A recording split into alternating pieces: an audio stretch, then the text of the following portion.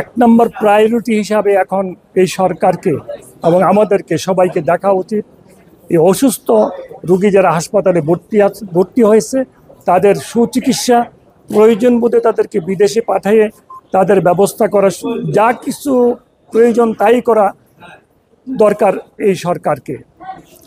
কারণ না হয়তো আল্লাহর কাছে আমাদেরকে জবাবদিহি করতে হবে। কারণ আমার সন্তান যদি আজকে এই অবস্থা হাসপাতালে পড়ে থাকতো, আমার কেমন লাগতো আমি বুঝি।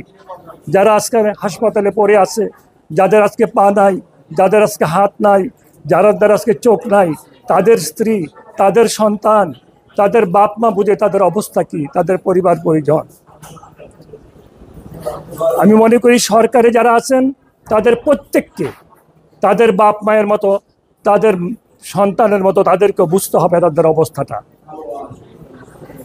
যদি ওনারা বুঝতে পারেন, আমি আশা করি তাহলে ওনারা ওদের সুচিকিৎসা পাবেন এবং ওনারা যা চান, যে দুঃখটা ওনাদের মনে আছে সেই দুঃখটা লাঘব হবে আমি বিশ্বাস করি। আসলে হয়েছে কি, সরকারের দায়িত্ব নিয়েছেন কয়েকজন ব্যক্তি, কিন্তু পুরা সরকারের প্রশাসনে কিন্তু অনেক জায়গায় আগের সরকারের লোকজন দায়িত্ব পালন করতেছে,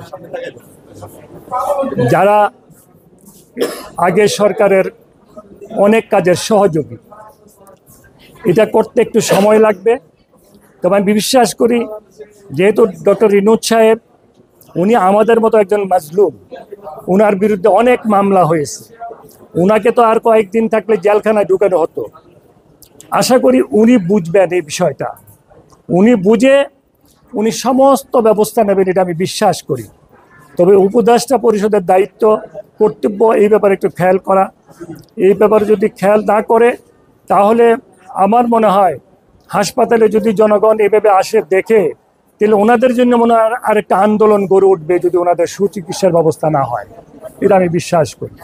নিয়ত যদি খালেস থাকে, নিয়ত যদি পরিষ্কার থাকে, যারা এই স্বাধীনতায় জীবন দান করেছে, যারা এই স্বাধীনতায় রক্তক্ষয় করেছে, যারা এই স্বাধীনতায় পা হারিয়েছে, হাত হারিয়েছে, তাদেরকে আমরা আমাদের ভাই হিসাবে আমরা যে আজকে যে সুবিধাগুলি পাইতেছি, এই সুবিধাগুলি আল্লাহ পাক তাদের মাধ্যমে আমাদেরকে, তাদের আত্মত্যাগের মাধ্যমে আল্লাহ পাক আমাদেরকে দিয়েছে। এই নিয়ত যদি আমাদের ভিতরে থাকে, ইনশাল্লাহ সমস্ত সমস্যা আমাদের সমাধান হবে। ঘোষণাপত্র দিয়ে কিন্তু সমস্যার সমাধান হবে না। এই দেশের আওয়ামী লীগ যা কাজ করেছে তার বিরুদ্ধে এই দেশটাকে উপরের দিকে উঠাতে হলে সবাইকে এক হতে হবে। এক হওয়া ছাড়া কোনো উপায় নাই। কারণ বিভক্ত হয়ে এক বাবার যদি 5টা সন্তান থাকে, 5টা সন্তান যদি একত্র থাকে, তাহলে বাপের পক্ষে সম্ভব হবে সংসারটার উন্নতি করা। আর যদি ওরা ভাগ হয়ে যায় তাহলে বাবার পক্ষেও কিন্তু সম্ভব হবে না সংসারের উন্নতি করা। এটা তো সংসারের মতোই দেশটা। বড় জিনিস হলো আল্লাহর কাছে প্রথমে শুকরিয়া আদায় করতে হয় যে আল্লাহ পাক আমাদেরকে এই আমাদের ভাইদের শহীদের বিনিময়ে আজকে যাদেরকে দেখলাম, তাদের যেভাবে তারা আহত হয়েছে, তাদের আহতের বিনিময়ে অনেকের জীবনের মনে আল্লাহ পাক যে আমাদের অবস্থা আজকে দান করেছেন, এই জন্য আমি আল্লাহর কাছে প্রথমে শুকরিয়া আদায় করি।